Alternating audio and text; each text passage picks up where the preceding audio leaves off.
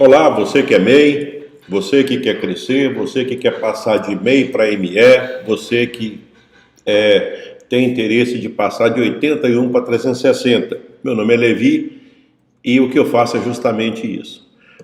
Na sequência aqui nós vamos agora comentar sobre recursos, tá?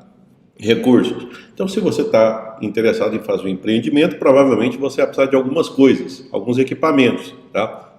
Sei lá, vai ser balcão, computador, impressora, panela e por aí vai, né? Os equipamentos. Tá? Então, você já tem esses equipamentos, vai comprar novo, vai comprar de segunda mão, qual que é o nível tecnológico desses equipamentos, tá? Então é isso aqui, na verdade os elementos chaves fazem referência a isso. E qual que é a lógica disso aqui? É o seguinte, se você precisa de um recurso, tá? Para você montar um negócio, depois você precisa de construir o seu ciclo financeiro, aonde você precisa de um capital de giro. Esse material já está incluído lá no capital de giro, ou você já tinha? Como é que funciona isso aqui? Tá? O certo é o seguinte, é que quanto mais preciso estiver isso aqui, menos surpresa você vai ter. Por exemplo, você está lá iniciando seu negócio e aí faltou uma panela, tem que comprar panela. Faltou um equipamento, você vai lá comprar um equipamento, quer dizer, não estava previsto. Depois você teve que criar um site, tá? Então toda aquela estrutura que você precisa para viabilizar o seu negócio está dentro de recursos, tá? Quanto mais preciso você tiver essas informações e quanto custa e se isso já está incluído dentro do seu orçamento, vamos dizer assim, a sua caminhada vai ficar mais facilitada, tá? A semelhança do item do vídeo anterior, eu comentei o seguinte, que eu diria para você que os recursos que você vai ter, de maneira geral, quando as empresas começam, eu não diria o seguinte, começar com um material de ponta, de alta escala, não é normalmente o comum. O comum é o seguinte, às vezes, vamos supor, a pessoa monta uma certa estrutura e às vezes ela não tem o equipamento de ponta, mas depois uma hora ela pode adquirir em função do crescimento da escala, tá? Ou porque surge também por uma questão de depreciação tecnológica, ou seja, um equipamento que você tinha saiu um mais sofisticado. Aí você pega e compra um outro equipamento mais sofisticado. Se, por exemplo, o recurso que você tem, por exemplo, é um celular, isso aqui então nem se fala, né? Isso aqui, a depreciação tecnológica é muito rápida e sempre aparecem equipamentos que são mais sofisticados e que te ajudam melhor e que apresentam a tecnologia que traz vantagens, tá? Mas eu diria para você o seguinte, que na largada, eu diria para você que você já tem que estar preparado, que na hora que você entrar no mercado de trabalho, na hora que você colocar o pezinho na água, você vai perceber às vezes que os seus equipamentos poderiam ser melhores. E isso é muito bom, tá? Eu diria para você o seguinte, que é muito importante você ter essa noção de que você tem que, de alguma forma, e na medida do possível, sempre ser inovador. O que é sempre ser inovador? Quando você estiver no seu ramo de negócio, toda vez que você perceber, quer dizer, eu tenho defendido a ideia de fazer ciclos financeiros de a cada 30 dias no máximo, tá? De maneira que você teria ciclos de 12 vezes por ano no mínimo, tá? Nesse ciclo financeiro, no dia que você analisa a sua empresa, tira um tempo também para analisar, por exemplo, tempo, custo e qualidade, para analisar a inovação. Qual que seria a lógica? A lógica aqui seria o seguinte, por exemplo, eu tenho um computador, ou eu tenho uma máquina, eu tenho consumo de energia, eu tenho por aí vai. Esses equipamentos me permitem, de alguma forma, eu posso analisar esses equipamentos considerando esses 3 elementos, tempo, custo e qualidade, tá? Tem algum equipamento que me permite eu baixar o custo conservando o tempo e a qualidade? Tem algum equipamento no mercado que me permite aumentar a qualidade conservando o tempo e o custo? E tem algum equipamento que diminui o tempo conservando o custo e a qualidade, tá? Então, se eu ao longo da caminhada, depois que eu iniciar o meu negócio, a cada mês, sempre nesse balanço que eu faço a cada 30 dias, eu lembro do tempo, do custo e da qualidade. Tá? Qual que é a lógica? A lógica é para você sempre estar em sintonia e não perder de vista que você tem que ser, na medida do possível, inovador. Você não pode ficar atrás. Eu já vi alguns casos, por exemplo, tá? Eu lembro agora de um caso de uma pessoa que comentou comigo que ela ia trocar um forno de padaria, tá? E ela trocou por um motivo, porque o dela já gastava muita energia e ela tinha um outro que lhe dava mais escala e gastava menos energia. Na mesma linha, eu conversei com uma outra pessoa que ele pagava tipo mais de 10 mil reais, certo? Se eu não me engano era 15 mil reais de energia, e depois ele colocou um sistema fotovoltaico. E hoje ele paga mais ou menos cerca de 5 mil reais por mês, que isso vai encerrar ao longo de 5 anos, e ele paga 100 reais por mês de energia elétrica.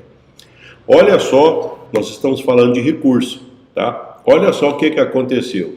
Então, eu diria para você o seguinte, uma padaria que sobra 10 mil reais, nós estamos falando de pequeno negócio, eu já considero um excelente negócio, concorda? Quer dizer, se na largada você já consegue sobrar 10 mil reais livres, só porque você passou de usar, diminuiu a energia, a energia sistema tradicional e passou a utilizar a sua própria energia, tá? Ainda tendo a vantagem de estar contribuindo para o ambiente, você está pegando a energia do sol, uma energia que não tem que cortar árvore, não tem nada, não tem que estocar água para pegar e movimentar a turbina, quer dizer, na verdade você primeiro está fazendo bem para você, porque baixou o preço do custo que você tem por conta do recurso atual que você tem. E além disso, ainda você está ajudando a natureza. Então isso é muito interessante, tá? E ao longo de que você vai estruturando um negócio, coisas do tipo, quando você pensa em tempo, custo e qualidade, às vezes você vai pegar e trocar equipamento por conta de consumo de energia, às vezes você vai trocar equipamento por conta de consumo de água, ou você vai trocar por conta de equipamento, por conta de automação. Esse equipamento permite, ele trabalha mais por conta própria, tá? Então isso vai vai elevando a sua competitividade, tá? Então, mesmo que quando você está no planejamento, aqueles equipamentos que você pense, tá? Eles não sejam os equipamentos de ponta, de última geração, mas isso não desmerece nada, porque você é que tem que ser a pessoa que tem que estar no topo da onda. Olha, eu sei aonde eu estou, eu sei os equipamentos que eu tenho, eu sei onde eu quero melhorar. E a cada dia eu vou estar observando, e oportunamente eu já sei que essa máquina, eu costumo até usar uma expressão, aqui na minha empresa tem algumas coisas que já estão no paredão, entendeu? Então o que está no paredão? É aquele equipamento que eu já percebo que ele já está em final de carreira. Então, por exemplo, eu sei que eu tenho uma máquina que eu estou rendendo menos porque eu tenho ela, mas eu precisava começar. E como tipo assim, entre não começar e começar com a máquina que rende menos, é claro que você começa com a máquina que rende menos, mas sabendo, tendo consciência que você está numa situação ainda, vamos dizer assim, que você pode melhorar, tá? Então, na hora que você pensa nessa parte de recurso, sempre pensando, tendo uma forma inovadora de pensar, sempre preocupado com a qualidade e eficiência, eu sei que eu posso ser melhor, eu sei que eu posso diminuir custo, que eu posso melhorar a qualidade, que eu posso diminuir o tempo. Então, se mensalmente você está pensando do ponto de vista de tempo, custo e qualidade, tá? E se isso você está fazendo mensalmente, eu diria para você que não é o Levi que vai falar a hora que você vai trocar, é que você vai marcar o dia, certo? Porque esse mês você fez a conta e você descobriu que você tem certas vantagens e você tem certas desvantagens. Você tem seus pontos fortes e tem seus pontos fracos. E você percebe que você tem um concorrente que às vezes pelo fato de ter um equipamento que você não tem, tá? Pelo fato de ter investido em alguma coisa que você também futuramente vai fazer, ele melhorou em tempo ou em custo, em qualidade, tá? O certo é o seguinte, você também não deve pegar na hora de começar um empreendimento, começar com uma capacidade ociosa muito grande.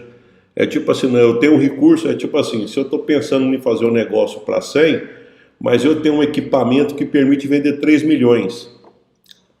Eu estou colocando um exagero aqui, mas é mais ou menos o seguinte, cara, você está pensando em vender 30, para que você precisa de um equipamento de 3 milhões? Esse equipamento de repente vai custar tão caro e você precisa de um equipamento do tamanho que você precisa.